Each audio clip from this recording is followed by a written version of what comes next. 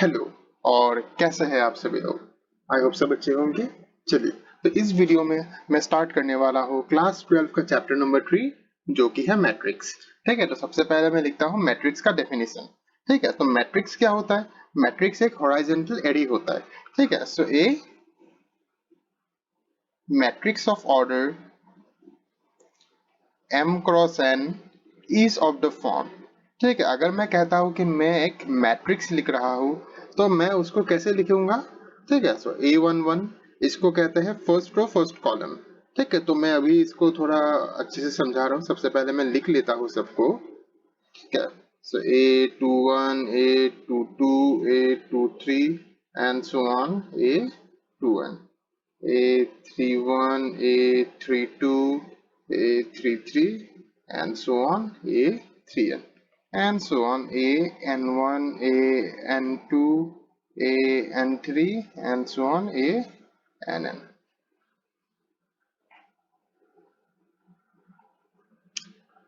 तो जब हम लोग किसी एक मैट्रिक्स को जब इस फॉर्म में लिखेंगे तो उसको हम लोग कहेंगे मैट्रिक्स। ठीक है, जैसे इसको हम लोग कहते हैं रोज। जैसे इसको हम लोग कहते हैं रोज, दीज आर नोन एज रोज। ये है रो 1। ठीक है, ये है रो 2, ये है रो 2, ये है रो 3। ठीक है, row 3 and so on, row 4 row 5 and so on. इसको हम लोग कहते हैं रो n, मतलब nth रो। ठीक है, इसको हम लोग कहते हैं रो n। इसी तरह ठीक है, तो सिमिलरली हम लोग इसको जो वर्टिकल होते हैं उनको हम लोग कहते हैं कॉलम। तो इसको हम लोग कहेंगे फर्स्ट कॉलम। ठीक है, इसको हम लोग कहेंगे कॉलम 1 या फिर फर्स्ट कॉलम। इसको हम लोग कहेंगे कॉलम 2 या second column and so on. ये चलता रहता है। ठीक है, सो यहाँ पे क्या हुआ, ये जो फर्स्ट एलिमेंट जो है ये 1 डिनोट करता है। जैसे A I J, यहाँ पे I जो होता है वो डिनोट करता है रो नंबर को और J जो होता है वो डिनोट करता है कॉलम नंबर को। ठीक है, वो डिनोट करता है कॉलम नंबर को। जैसे फॉर एग्जांपल मैं अगर बोलूं A34, ठीक है, A34 कहाँ पे आएगा? यहाँ पे होगा A34। ये क्या डिनोट करता है? ये 3, ये 3 डिनोट करता है कि वो रो 3 में है। और यहाँ पे जो 4 जो है वो डिनोट करता है कि वो फोर्थ कॉलम में है। आई होप सभी को क्लियर है। इसके बाद तो अभी हम लोग करेंगे कि मैट्राइसिस को लिखते कैसे हैं। हम लोग एकदम सिंपली हम लोग लिखते हैं। जैसे फॉर एग्जांपल एक मैट्राइसिस मैंने ले लिया 2 3 4 5, ये बन गया एक तरह का मैट्रिक्स। ठीक है, और एक मैट्रिक्स में लिख सकता हूँ 1 0 0 2, ये भी बन गया एक तरह का मैट्रिक्स। ठीक है, सो इसको हम लोग कहते हैं these are matrices of order 2 into 2। ठीक है, these are matrices of order 2 cross 2। So it is also a matrix of order 2 into 2। 2 into 2 मैंने क्यों बोला? क्योंकि यहाँ पे रो कितना है? First row second row. तो ये डिनोट करता है रो नंबर को और ये डिनोट करता है कॉलम नंबर को। ठीक है, तो अगर मैं बोलूं कि ये एक मैट्रिक्स है हम लोग के पास, लेट्स से ABCDEFGH, ये हम लोग के पास एक मैट्रिक्स है। ठीक है, तो इसको हम लोग क्या बोलेंगे? इसका ऑर्डर क्या है? इसका ऑर्डर हम लोग बोलेंगे यहाँ पे रो कितना है? एक रो है, 2 रो है। ठीक है, एग्जाम में इसको ड्रॉ करना नहीं है। ठीक है, तो ऐसे ही आप हाथ से भी काम कर सकते हैं क्योंकि आप तो बड़े हो गए अब। ठीक है, सो इसका ऑर्डर क्या है? 2। और इसका नंबर ऑफ कॉलम्स क्या है? First column, second column, third column, fourth column. तो इसको हम लोग लिखेंगे इस तरह 2 क्रॉस 4। इस तरह भी हम लोग इसको लिखेंगे। आई होप सभी को क्लियर है। ठीक है, तो उसी तरह और एक्स मैट्रिक्स में ले लेता हूँ 2 3 4 0 1 9 17 9 5। ठीक है, तो ये मैट्रिक्स है कितना ऑर्डर का? 3 cos 3 ऑर्डर का। आई थिंक सभी को अभी ये लिखना मतलब समझ में आ गया है कि कैसे हम लोग ऑर्डर को निकालते हैं। अगर मैं और एक मैट्रिक्स लेट से मैं लेता हूँ कि ABCDEFGH। ठीक है, ये एक मैट्रिक्स है। चलिए इसका नाम दे देता हूँ X। इसका नाम मैं दे देता हूँ X। तो ये कितना ऑर्डर का है? इसका ऑर्डर है, देखिए 1 2 3 4, 4 रो है इसका, 1 2, 2 कॉलम है, तो ये 4 क्रॉस 2 ऑर्डर का है। ठीक है, इसके बाद आता है कि हम लोग पढ़ेंगे स्क्वायर मैट्रिक्स के बारे में। इसके बाद हम लोग पढ़ेंगे स्क्वायर मैट्रिक्स के बारे में। So the matrices in which the number of rows and number of columns are same are known as square matrices. ठीक है, मैं लिख लेता हूँ कि the matrices in which the number of row and the number of column is same is known as square matrix। ठीक है, जैसे फॉर एग्जाम्पल ठीक है, ये क्या होगा, जैसे 2 3 4 5 6 7 8 9 10। चलिए मैं इस मैट्रिक्स का नाम दे देता हूँ ए। तो ये होगा एक स्क्वायर मैट्रिक्स। क्यों? क्योंकि यहाँ पे रो कितना है, 3 है, यहाँ पे कॉलम कितना है, 3 है, तो it is a square matrix. ठीक है, तो उसके बाद आता और एक स्क्वायर मैट्रिक्स का, जैसे मैं नाम दे देता हूँ ए बी सी डी। ठीक है, तो ये भी एक स्क्वायर मैट्रिक्स होगा। ठीक है, ये ऑर्डर है इसका 2 क्रॉस 2। ठीक है, तो चलिए और एक मैट्रिक्स हम लोग लिखते हैं 1 0 0 0 0 1 1 1 0 0 0 1 0 1 0 0 0 1 0 0 0। ठीक है, तो 1 2 3 4 1 0 1 0 1। तो ये भी एक स्क्वायर मैट्रिक्स है, ये भी एक स्क्वायर मैट्रिक्स है। क्यों? क्योंकि इसमें रो कितना है, first row, second row, third row, fourth row, fifth row, और यहाँ पे कॉलम्स कितना है, first column, second column, third column, fourth column और फिफ्थ कॉलम। तो ये भी एक स्क्वायर मैट्रिक्स है। ठीक है, सो अभी हम लोग करेंगे एडिशन ऑफ मैट्रिसेस। तो चलिए अभी लिखते हैं, मैं लिखता हूँ एडिशन ऑफ मैट्रिसेस। ठीक है, एडिशन ऑफ मैट्रिसेस में एकदम सिंपल है कि अगर मान लेते हैं कि एक मैट्रिक्स है ए, जो है ए बी सी डी। ठीक है, और एक मैट्रिक्स है बी जो कि है ई एफ जी एच। ठीक है, तो ए प्लस बी क्या होगा, ए प्लस बी होगा A plus C B plus F C plus G D plus H. ये होगा ए प्लस बी मैट्रिक्स। ठीक है, हम लोग simply term by term add कर देते हैं। जैसे मैं एग्जांपल देके चलता हूँ 1 2 3 4। ठीक है, ये है ए मैट्रिक्स और बी मैट्रिक्स है 5 6 7 8। ठीक है, तो अब देखिए अगर मैं बोलता हूँ कि ए प्लस बी मैट्रिक्स को हम लोग ऐड करेंगे, ए और बी मैट्रिक्स को हम लोग अभी क्या करेंगे, ऐड करेंगे। तो यहाँ पे ए प्लस बी क्या होगा, हम लोग सिंपली टर्म वाइज ऐड करेंगे। इसका A11 क्या है, 1 है, इसका A11 क्या है, 5 है। ठीक है, एकदम टर्म वाइज 2 प्लस 6 होगा, यहाँ पे क्या होगा, 3 प्लस 7 होगा, और यहाँ पे क्या होगा, 4 प्लस 8 होगा। ठीक है, सो जो लास्ट में वो मैट्रिक्स हो जाएगा 6, यहाँ पे 8, यहाँ पे 10 और यहाँ पे 12। ये बन गया हम लोग का ए प्लस बी मैट्रिक्स। ठीक है, ये जस्ट मैं एग्जांपल ले रहा हूँ, अच्छा क्वेश्चन और एक्सरसाइज से हम लोग अभी करेंगे। ठीक है, तो अभी चलिए और एक मैं एग्जांपल ले लेता हूँ कि मैं मान लेता हूँ कि ये ए मैट्रिक्स है 5 7 9 -2 0 4 2 और 4 1 9। ये हम लोग मान लेते हैं कि ये है ए मैट्रिक्स।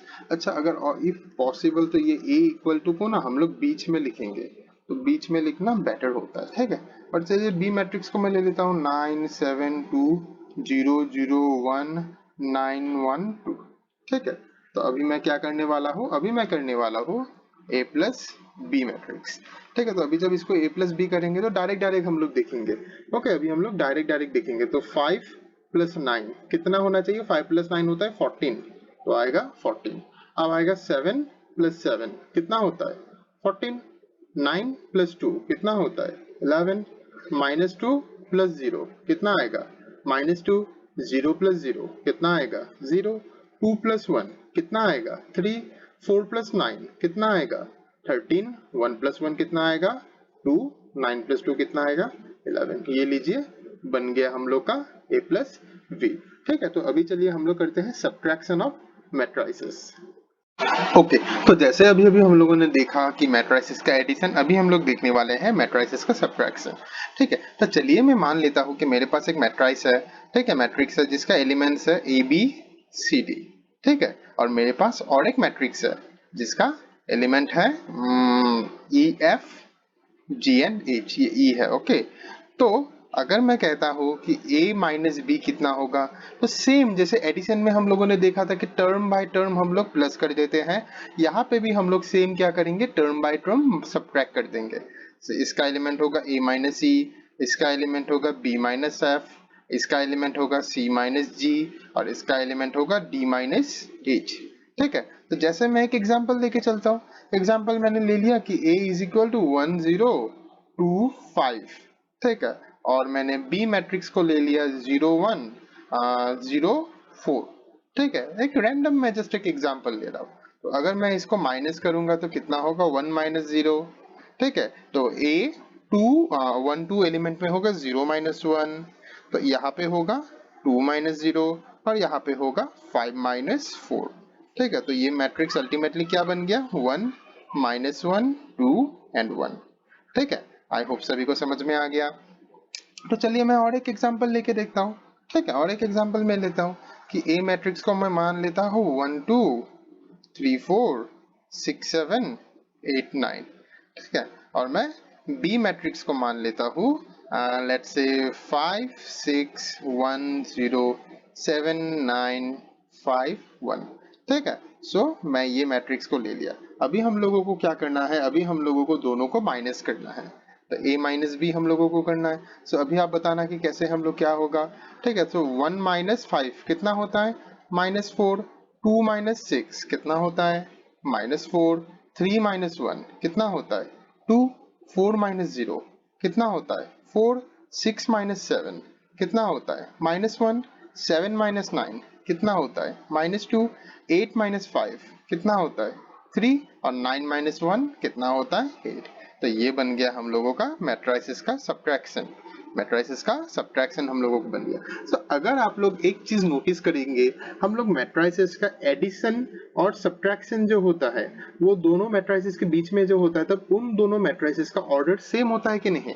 ठीक है, so if a plus B और a माइनस बी, अगर हम लोग मैट्रिसेस को ऐड करें या मैट्रिसेस को सब्ट्रैक्ट करें, देन क्या होगा, order of a is equal to order of b।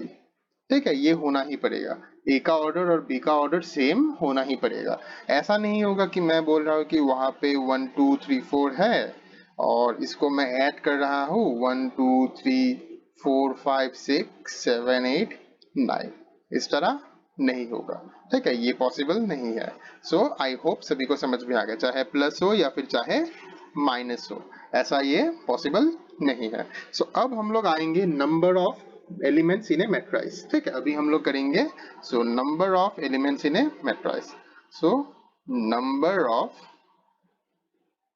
Elements in A matrix, एक मैट्रिक्स में कितना एलिमेंट होता है वो हम लोग अभी निकालेंगे। तो चलिए हम लोग सबसे पहले मान लेते हैं कि A एक मैट्रिक्स है जिसका एलिमेंट्स है 1 2 3 4। ठीक है, तो इसका अगर मैं पूछूं कि what is the number of elements in A, तब आप लोग क्या बोलेंगे, सर यहाँ पे देखिए 1 एलिमेंट, ये सेकेंड एलिमेंट, ये थर्ड एलिमेंट, ये फोर्थ एलिमेंट, तो नंबर ऑफ एलिमेंट तो हो गया 4, है कि नहीं। तो चलिए मैं और एक मैट्रिक्स ले लेता हूँ P, जिसका एलिमेंट्स है सोचिए X Y Z, X dash, यहाँ पे चलिए वाई डैश, यहाँ पे चलिए जेड डैश। ठीक है, ये एक मैट्रिक्स है हम लोग के पास। ठीक है, अगर मैं पूछूं कि number of elements in P, तब आप लोग क्या बताएंगे, सर ये देखिए फर्स्ट एलिमेंट, ये सेकेंड एलिमेंट, ये थर्ड एलिमेंट, ये फोर्थ एलिमेंट, ये फिफ्थ एलिमेंट और ये सिक्स्थ एलिमेंट। तो यहाँ पे हो गया 6। तो चलिए मैं और एक एग्जांपल लेके देखता हूँ कि मैंने तुमको बोला कि ये एक लो मैट्रिक्स है Q, जिसका एलिमेंट है 1 0 0 0 0 0 1 1 0 0 0 1 0 0 1। ठीक है, और चलिए मैं थोड़ा अच्छे से लिख देता हूँ, ये थोड़ा जोश में मैंने थोड़ा इसका हैंड राइटिंग थोड़ा खराब हो गया। तो 0 1, तो और एक मैट्रिक्स मतलब और एक रो है 1 0 0 1 0 0 1 5 6 7 0 0 1 0 1। तो यही ऐसा एक मैट्रिक्स है हम लोग के पास। मैंने बोला कि इसका बोलो कि number of elements in Q।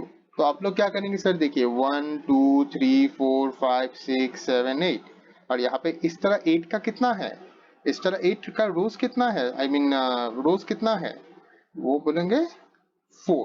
So first row, second row, third row, fourth row, तो इसका एलिमेंट्स कितना होगा? 32 होगा।